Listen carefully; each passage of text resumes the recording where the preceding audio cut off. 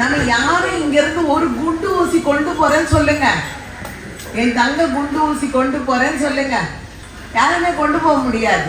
ஒரு செட்டியார் இருந்தாருங்களாம், பணமா சேர்த்து வச்சுட்டாருங்களாம். அப்போ அவர் என்ன சொன்னாருங்களா, நான் இந்த பணத்தெல்லாம் என்ன பண்ணு தெரியல, இறக்கும் பொழுது எனக்கு புதைச்சிருங்க அப்படின்ட்டு வக்கீலை வச்சு ரிஜிஸ்டர் பண்ணிட்டாருங்க. இறந்தும் போயிட்டாருங்க ஒரு நாள். அப்போ என்ன ஆகும், வக்கீல் ஓடாராம், அம்மா அந்த மாதிரி சொல்லியிருக்காரு ஐயா. அவ்வளோதானே ஐயா, அந்தம்மா அறிவு புத்தி கூர்மை தெய்வ பலனு. உடனே உள்ளே போனாங்களாம், செக் எடுத்தாங்களாம். அவர் செக்கு 50 லட்சம் எழுதி கையில் கொடுத்துட்டாங்க. அவர் 50 லட்சம் தானே கேட்டார், இருந்தாங்க அவரோட செக்கு கொடுத்துட்டு அதை வச்சு போறீங்க. கொஞ்சம் அறிவில்லாத ஆளாக இருந்தா என் புருஷன் கேட்டான்னு நெல்லி கொடுத்துட்டு இருந்தா என்ன இருக்கு. இந்த அறிவு நுட்பத்தெல்லாம் கொடுக்குறவங்க நம்ம ஜீவ சமாதியில் இருக்கவங்க. அதனால அப்போ தெய்வமே இல்லையா அப்படின்லாம் நினைக்காதீங்க, தெய்வம் இருக்கு. அப்போ அந்த ஜீவ சமாதியில் இருக்கிறவங்களே நம்ம ஒருத்தரை தான் நம்ம இங்கே பார்க்கணும். நம்ம ஒரு 100 பேரை நம்ம வணங்கும் பொழுது அந்த 100 பேரில் ஒருத்தராவது கண்டிப்பாக இங்கே வந்து நின்று நமக்கு ஆசீர்வாதம் பண்ணுவாங்க. இல்லை உள்ளே இருக்கிறவராவது எழுந்து நின்று நமக்கு ஆசீர்வாதம் பண்ணுவார். இது சத்தியமான உண்மை. புரியுதுங்களா? நாங்கள் ஒரு 15 வருஷத்துக்கு முன்னாடி பட்டினத்தார் கோயிலில் ஒரு 5 வருஷம் பண்ணிட்டு இருந்தேன். அப்புறம் எங்கள் வீடு கிட்டக்கே ஒரு சச்சினானந்த மடம் இருந்தது, அதில் பண்ணிட்டு இப்படி நிறைய மடத்தில் நான் போய் நான் இருக்கிற இடத்துல எங்கே இருக்கிறாங்களோ ஐயாங்கள தேடி பிடிச்சிட்டு அங்கே போய் உட்காந்துப்பேன். இதுதான் என் வேலை. இதுக்கு என்ன வேணுமோ, அதுக்கு அரிசி வேணும், என்ன கொடுக்கணுமோ, என்னால் என்ன நிலையோ அதை நான் கொடுத்துட்டு தான் இருக்கேன். இன்ன வரைக்கும் நம்ம ஐயா நம்மளை நம்ம கொடுக்குற அளவுக்கு தான் நம்மளை வைக்கிறாரே தவிர நம்ம இப்படி தாண்ட அளவுக்கு வைக்காம இறைவன் நம்மளை உயர்த்தி விடுறான். அப்போ என்ன பண்ணலாம், உயரலாமா எல்லாருமே, கர்மாவை கழிக்கலாமா எல்லாரும், அப்போ போட்டுடலாமா எல்லாரும், அவ்வளோதான். அப்போ இப்போ எல்லாரும் ஒரு விநாயகரை மானசீகமாக நினச்சிக்கோங்க. 5 கரத்தனை யானை முகத்தனை இந்தி நிலம்பிரை போல் ஏண்டனை நன்றி முகந்தனை ஞான குழந்தனை புத்தியில் வைத்தடி போற்றுகின்றேனே.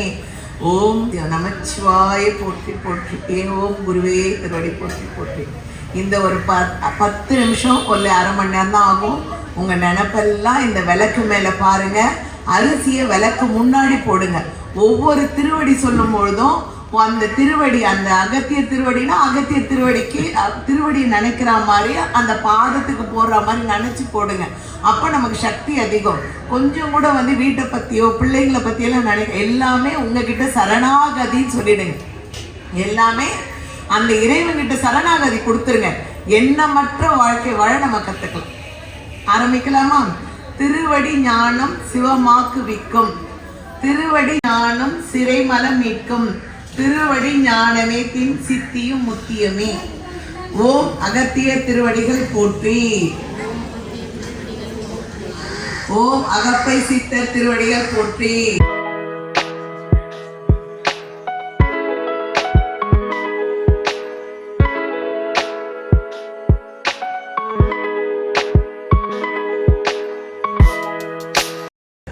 பெரியவங்க காலில் விழருது, அதே உத்ராட்சம் அணிந்தவர்கள் காலில் விழருது, முனிவர்கள் காலில் விழருது இல்லையா?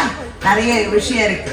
ஒரு திருமணம் சொன்னா எத்தனை பேர் காலில் விழுந்து ஆசீர்வாதம் வாங்குறாங்க, பேரம்பேத்தி எடுத்தவங்க பாத பூஜை பண்ணிக்கிறாங்க. அப்போ திருவடி ஞானம் சிவமாக்கு விக்கும், திருவடி ஞானம் சிவலோகம் சேர்க்கும். ஒரு திருவடி நம்ம வணங்குறதுனால ஒரு எதிர்ச்சியா யாரை பார்க்குறியோ, ஒரு ரோட்ல பார்த்துட்டு ஒரு குருநாதரை பார்க்குறீங்க, உடனே அது ரோடெல்லாம் பார்க்காதீங்க, காலை தொட்டு கும்பிட்டுடுங்க. என்ன காலை தொட்டு கும்பிடும் போது நடக்குதுன்னா, உங்க பாதத்துல நீங்க அவங்க பாதத்துல விழும்போது உங்களோட உருவம் அவங்க கண்ணில் இருக்கும், அவங்களோட உருவம் உங்க கண்ணுக்கு வந்துடும். உங்க உயிர் அவங்கள ஐயா என்னை வாழ்த்து நீ கேட்குற அந்த உயிர் இந்த குழந்தை நல்லா இருக்கட்டும்னு வாழ்த்து. ஸோ எப்படி அப்போ ஒருத்தர் பரிமாற்றங்கள் நடைபெறும். திருவடி ஞானம் சிறை மலம் மீட்கும். மலம்னா என்ன? 3 மலங்கள் இல்லையா? கண்மம், மாயை, 3 மலங்கள். அந்த 3 மலங்கள் அறுக்கிறது தான். இதை இன்னும் பெருசாக கொண்டு போனால் சஞ்சீதம் பிராப்தம் ஆகாமியம் கொண்டு போயிடலாம். நிறைய விஷயங்கள் இதில் இருக்கு. அப்போ இந்த 3 மலங்களை நான் மீட்கிறேன் அப்படின்னு சொன்னேன்னா, அப்போ நான் யாரையும் வணங்க வேணாம், இந்த ஜீவ சமாதியில இருக்கிற ஐயனை பார்த்து ஒரு 5 சுத்து சுத்திட்டு மானசீகமா அந்த உள்ள வரும் பொழுதே அந்த வீட்டை பத்தின நினப்பை வெளில விட்டுட்டு வந்துடணும். செப்பலை வெளில கழட்டுறோம் இல்லைங்களா, அப்போ நம்ம என்ன பண்ணோம், எல்லாத்தையும் வெளில விட்டுட்டு வந்துடணும். விட்டுட்டு வந்துட்டு இறைவனிடம் சரணாகதி அடைஞ்சிடும். அப்ப சரணாகதி நீ அடையும் பொழுது உனக்கு என்ன நடக்குது, உன்னோட சிறைமலம், உனக்கு எத்தனை ஜென்மங்களா நீ கொண்டு வரியோ கர்மா, அந்த கர்மா பேர்ல தான் உனக்கு கணவன், அம்மா, அப்பா, குழந்தை, குட்டி எல்லாமே நடக்குது. என்னே தலையெழுத்து, நான் நல்லதுதான் செய்யறேன், நான் இன்னைக்கு ரொம்ப நல்லது செய்யறேன், நான் யாருக்கும் பொய் சொன்னதில்லை, தப்பு செஞ்சது இல்லை, கிடையாது, இன்னைய பொழுது கிடையாது, இது போன பிறகு நீ கொண்டு வந்ததுதான். அது கூட ஒரு கொடுக்குறானா இறைவன், ஒரு ஆப்ஷன் கொடுக்குறானா, எந்த கணவன் வேணும், எந்த அம்மா அப்பா வேணும், நீயாதான் தேர்ந்தெடுக்கிறேன்னு சொல்றாங்க சைவ சித்தாந்தத்துல ஒரு இடத்துல. நீயாதான் இந்த கணவன் வேணும், இந்த குழந்தைய நான் பராமரிப்பேன், நான் இந்த கஷ்டங்களை அனுபவிப்பேன்னு நீ உத்தரவாதம் கொடுத்துட்டு தான் வரியா இந்த பூலோகத்துக்கு. அப்புறம் நீ எப்படி பேசுவே, நீ என் தலையெழுத்து சரியில்லைன்னா உன் தலையெழுத்தை மாத்துறதுக்கு போய் ஜீவசமாதி சுத்து. இயல்பை ஏற்றுக்கொண்டால் அங்க என்ன ஆகும், கஷ்டம் கிடையாது. இயற்கையும் இயல்பையும் ஏற்றுக்கொள்ளாத போது பொழுதனைக்கு என்ன இருக்கும் அந்த இடத்துல, சண்டை, பிரச்சனை, ஓயாது. அது 20 வருஷம் இல்ல 50 வருஷம் ஆனாலும் ஓயாது. எப்போ சந்தேகங்கிற பேய் இருக்கோ அந்த குடும்பத்துல என்ன இருக்காது, நிம்மதி இருக்காது. நாம இந்த இதுக்கெல்லாம் வரோம்னா போன ஜென்மத்துல பாவம் பண்ணியிருந்தாலும் எங்கேயோ ஒரு இடத்துல புண்ணியம் பண்ணிருக்கோம். அதனாலதான் நம்ம என்ன பண்றோம், திருவாசக புத்தகத்தை தொடர்றோம். திருவாசகம் ஒண்ணு லேசானது இல்ல. இறைவனையே உயிராக நினைக்கிற மாணிக்க வாசகர், அவர் சொல்ல இறைவன் எழுதியது அது. அதை பாடுறோம், அதை படிக்கிறோம், அதை கையில வச்சுட்டு இருக்கிறோம். அப்படி சொன்னாலே நமக்கு என்ன இருக்கு, நம்மளோட கர்மா தீர்ந்து இருக்குன்னு அர்த்தம். பொழுதனைக்கும் குறையோடவே நீ பார்த்தீங்கன்னா குறையோட தான் தெரியும். தர்மர் போனாராம், நல்லவங்க கெட்டவங்க யாரையாவது ஒருத்தரை கொண்டுவானா, இந்த மனுஷன் உடம்பு முழுக்க உண்மையும் தர்மம் தான் இருக்கு. வெளில போறவங்க பாக்குறவங்க எல்லாரும் என்னன்னு கணிச்சாராம், எல்லாரும் நல்லவங்க தான் இருக்காங்க சாமி, ஒத்த கூட கெட்டவனே கிடைக்கல, கண்ணில் தெம்படலன்னு சொன்னாராம். இவர் நல்லவரு, அதனால பாக்குறவங்க அத்தனை பேரும் நல்லவங்களா கிடைச்சாங்க. துரியோதனை அமிச்சாங்களாம், ஒரே ஒரு நல்லவனை கூட்டிட்டு வான்னு. ஆனா அவன் என்ன பண்ணானா, யார் அத்தனை பேரும் எனக்கு கெட்டவங்களா இருக்கிறாங்க, நான் என்ன பண்ணுவேன், நான் ஒரு நல்லவன் கூட கிடைக்கல. ஏன்னா அவன் மனது முழுக்க கெட்டவன். ஆனால் கெட்டவனாலும் அவனுக்கு என்ன இருந்தது, தர்மம் செய்யற குணம் இருந்தது. அதனாலதான் கர்ணனை நண்பன் ஆக்கிக்கிட்டான். அவனுக்கு ஒரு அரசாங்கத்தையே கொடுத்தான் இல்லையா. கர்ணன் சம்பாஷன் வந்தது இல்லையே, கர்ணன் அள்ளி கொடுத்தான், அல்லல் பிரபுதான். ஆனா யார் பணத்தை கொடுத்தான், துரியோதனன் தானே கொடுத்தான். புரிஞ்சுக்கணும். அப்ப இது முன்வினை செயலால் நமக்கு நடைபெறுது. திருவடி ஞானமே தின் சித்தியும் முத்தியமே. நீ திருவடியே வணங்கிட்டு இருந்தேனா, யார் இந்த திருவடி நீ வணங்க ஆரம்பிக்கிறையோ அந்த வணக்கம் உனக்கு என்ன கொடுக்குதான், முக்தி நிலை கொடுக்கின்றது. அப்போ முக்தி நிலை நம்ம அடைய வேண்டும் அப்படின்னு சொன்னோம்னா, நம்ம அதுக்காக பார்க்குற போற ஒரு ரோட்ல வரவங்களோட காலெல்லாம் விழுங்க நான் சொல்லவே இல்லை. புத்தர்கிட்ட ஒரு பொண்ணு போய் கேட்டுதுங்களாம், என் பையன் இறந்துட்டான், நீங்க எல்லாரையும் உயிர்ப்பிச்சு கொடுக்க முடியும், என் குழந்தைய உயிர்ப்பிச்சு கொடுங்க ஐயா அப்படின்னு போய் கெஞ்சிச்சான். யார் வீட்டுல இருந்தாவது நீ ஒரு பிடி கடுகு வாங்கி வந்து கொடு எனக்கு, அவங்க வீட்டுல யாருமே இறந்துருக்க கூடாதுன்னு சொன்னாராம். இப்போ போய் எல்லார் வீட்டுல கேட்குற இடத்துல எல்லாம் மாமியார் இருந்தாங்க, மச்சனையா இருந்தான், புள்ள இருந்தா எல்லாம் சொல்லவே பொழுது சாஞ்சு வராலாம். வந்து கேட்குறாளாம், கடுகு எங்கேயும் கிடைக்கலையா, எல்லார் வீட்டையும் இறக்கு. அதுதாம்மா இயற்கை. இயல்பு நிலையை ஏற்றுக்கணும். ஏற்றுக்காம உன்னோட அழுகைக்காக நான் இதை மாற்றி கொடுத்தேன்னா அது எனக்கு பிரயோஜனப்படாது. உனக்கும் அவன் வந்த நேரம் முடிஞ்சது, கிளம்பிட்டான். அவன் வந்த நேரம் முடிஞ்சது, கிளம்பிட்டான். இதுக்கு நீ வருத்தப்படுறதோ துயரப்படுறதோ பெத்த வயிறு துயரப்படும். அதோட அன்னையோட அந்த பெண் வந்து புத்தரோடவே சேர்ந்துட்டான். புத்த துறவி ஆயிட்டான். ஆனா புத்தர் துறவி ஆயிட்டாலே தவிர அங்க இருக்கிறவங்க அவளோட அழகுக்கு மயங்குறாங்க. அப்போ இது நன்மை பெறாதுன்னு சொல்லிட்டு அங்க இருக்கிற ஒருத்தர், இல்லம்மா நீ இங்க இருக்கிறது நன்மை பெறாது, உனக்கு எங்க நல்ல இடம் கிடைக்குதோ நீ போய் சேர்ந்துக்கோ. எங்க போனாலுமே அவளுக்கு அவளோட இளமை இந்த அழகு முகத்தை பார்க்கும்போது சேர்த்துக்கல யாருமே. அப்போ இவ என்ன பண்றாளாம், இந்த முகத்துக்காக தானே சேர்த்துக்க மாட்டேங்கிறாங்கன்னு சொல்லிட்டு எரியில கொல்லிக்கட்டி எடுத்து மூஞ்சி சுத்தி வச்சுக்கிறான். அந்த வழியில துடிச்சு அந்த சதையெல்லாம் சுருங்கி போனா அப்ப என்ன ஆகும், கோரம். ஆனா என் ஆன்மா உனக்கு நல்ல இந்த முகத்தை பார்த்தானே யாரும் ஆசைப்படுவான், இப்ப இந்த முகத்தை பார்த்து ஆசைப்பட மாட்டான்ல.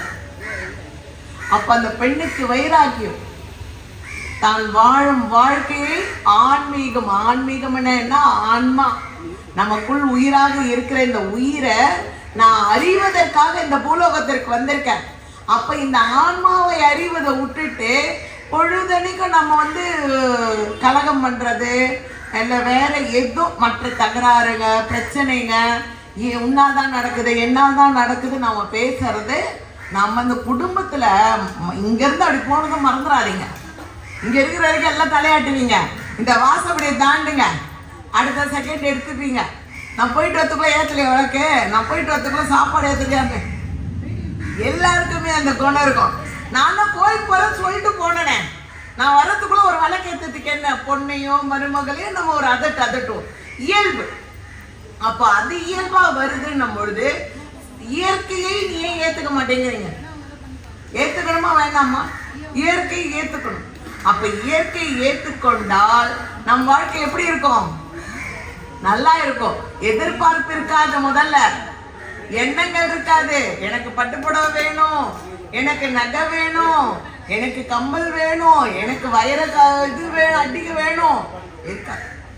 அதுவா வரும். நீ எதை விட்டுறியோ அது நீ போட்டுக்கோ. எப்போ இன்னும் வயசாகுது, நீ போடாம உட்கார்ந்து இருக்கிற, இப்பயே 60 வயசு ஆயிடுச்சு, நீ எப்போ போட்டுப்ப? என் பொண்ணுங்கெல்லாம் கேட்குறாங்க, எங்க எல்லாரும் கல்யாணம் பண்ணி கொடுத்துட்டா முடிஞ்சிச்சா, போட்டுக்கோ. எப்போ போட்டு அனுபவிப்ப? அப்போ அது ஒரு காலம். வேணான்னு ஒதுக்குற காலத்துக்கு விரும்பி வருது, விரும்புற காலத்துக்கு இல்லை. எதுவும் விரும்பும் காலத்துல வராதது விரும்பாத காலத்துக்கு நிற்கும். அதுதான் இயற்கையோட விதி.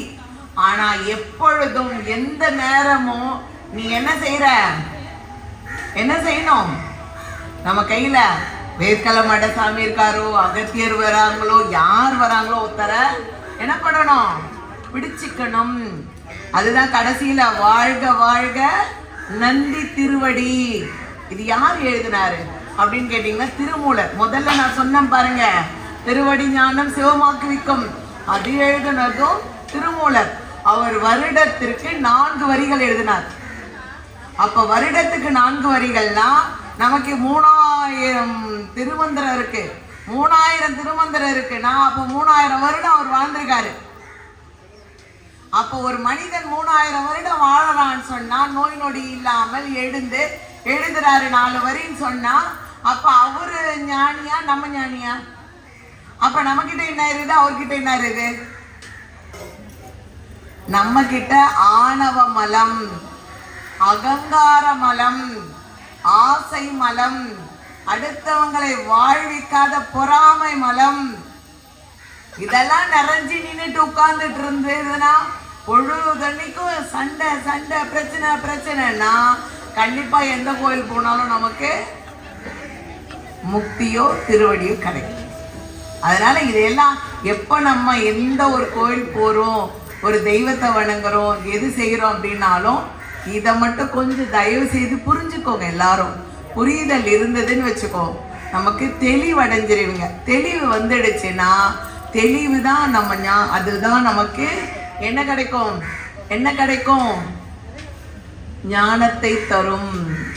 அப்ப வாழ்கவே வாழ்க மலமறுத்தான் பதம். மலம் அப்படிங்கிறது நம்ம போறோமே அந்த மலம் இல்லை. எல்லாரும் உணவு ஆசையா சாப்பிட்றோம். ஒரு நாளாவது மலத்தை பார்த்துருக்கோமா? அது திரும்பி கூட பார்க்க மாட்டோம், தண்ணியை ஊற்றிட்டு வந்துடும் சொல்றேன். ஏன்னா அது யாருக்கும் அது ஒரு அருவெறுப்பு, அது வரலனாலும் உடம்புக்கு கெடுதல்.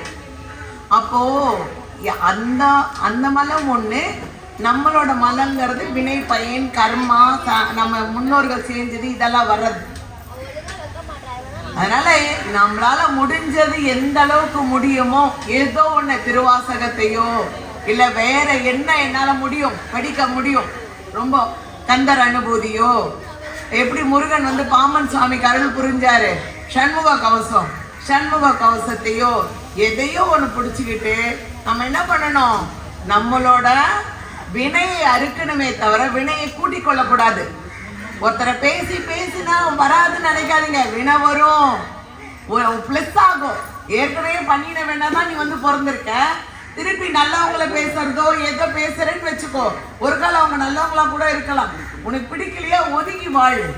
உனக்கு மனம்ங்கிறது என்னது, அது பிடிக்கல, நம்ம என்ன பண்றோம், வாசனை வருது, ஒரு எலி சேர்த்துச்சு, அந்த இடத்துல இருக்க மாட்டேங்கிறோம். அப்ப என்ன பண்றோம், அந்த இடத்த விட்டு நகர்ந்து வரும். அப்ப நமக்கு பிடிக்கலையா அந்த இடத்த விட்டு வந்தோமே தவிர நம்ம வாயால பேசும்போது பிளஸ் ஆயிடுது, ஏற்கனவே கொண்டு வந்ததோட கொண்டு பிளஸ் ஆயிடுது. அதனால யார் ஒருத்தருமே நமக்கு தெரிஞ்சிடுச்சு, திருவாசகம் நம்ம கையில இருக்கு. நம்மளை காக்கும் ரொம்ப காக்கிற ஒரு பெரிய தெய்வம் எதுனா திருவாசகம். நீங்க எல்லாரும் காலையில வந்துட்டீங்கன்னா 10 மணிக்கு திருவாசகம் ஆரம்பிக்கிறாங்க, படிங்க. படிக்க முடியலன்னா கூட புத்தகத்தை எடுத்து வச்சுக்கோங்க, அவங்க பாரத கேட்க கேட்க நாளடைவில் நமக்கு திருவாசகம் வந்துடும். அப்ப திருவாசகம் வரும் பொழுது ஒவ்வொரு 51 அடிகள் 51 பதிகம், அதுல என்ன பதிகம் நமக்கு பிடிச்சிருக்கு, இதுதான் பிடிக்கல அதுதான் பிடிக்கலன்னு சொல்றதுக்கு நமக்கு யாருக்குமே அதுல அருகதையும் கிடையாது, ஒன்றும் கிடையாது. தானே உயிராற்றல் நிரம்பி உன் உயிரையே அதோடு சேர்த்து சேர்ப்பிச்சு நீ படிக்கும் பொழுது அது என்ன பண்ண, அந்த புத்தகம் நம்மளோட பேச ஆரம்பிக்கும். உனக்கு எல்லாமே படிக்க வரல அப்படின்னா கூட ஆரம்பத்துல இருக்க சிவபுராணத்தை படிங்க, அதுல அந்த 51மே அடங்கியிருக்கு. அதுல அந்த 51மே அடங்கி, அதுல கல்லாய் புல்லாய் கூடாய் புழுவாய் மரமாய் பல்விருகமாய் பாம்பாய் கல்லாய் மனிதராய் பேயாய் கணங்களாய் வல்லசுரராய் முனிவராய் தேவராய் எல்லாம் நின்றை தாவர சங்கமத்துள் எல்லா பிறப்பும் பிறந்து இழைத்தேன் எம்பெருமானே மெய்யே உன் பொன்னடிகள் கண்டுற்று வீடுற்றேன். எதுவுமே எனக்கு அது கூட ஃபுல்லா படிக்க நேரம் இல்லை, இந்த வடிவை படிங்க, இதை படிங்க. எல்லாமே பிறந்துட்டோம், இனி என்ன பிறக்க போறோம் எனக்கு தெரியல ஐயா. இனி பிறக்க பிறப்பு நல்ல பிறப்பா இருக்குதா எப்படி இருக்குன்னு எனக்கு தெரியாது, இந்த பிறப்புக்கு அப்புறம் என்ன பிறப்புன்னு தெரியாது. ஆனா இந்த பிறப்புக்கு நான் ஒரு ஜீவ சமாதியில உட்காந்துருக்கேன், நல்லா சங்கம் கிடைச்சிருக்கு, நல்ல ஒரு உறுதியா இருக்கிறேன் நானே, அதனால நான் எங்களோட வாழணும் அப்படின்னு நினைச்சுக்கோங்க. அந்த வாழ்க்கை தான் உயர்தரமான வாழ்க்கை. டெய்லி உண்ணுவதும் உறங்குவதும் சாக்காடு, எல்லாரும் உண்ணலாம், உண்ணு என்ன பண்ண போறோம், சாகதான் போறோம். அப்போ அது மேலா நாம் இந்த ஞானத்தை தேடி போறது மேலான்றது கவனிச்சுக்கோங்க, நடந்துக்கோங்க. ஒவ்வொரு வாழ்க்கையும் ஒவ்வொருத்தர் அவங்கவுங்க கையில தான் இருக்கு.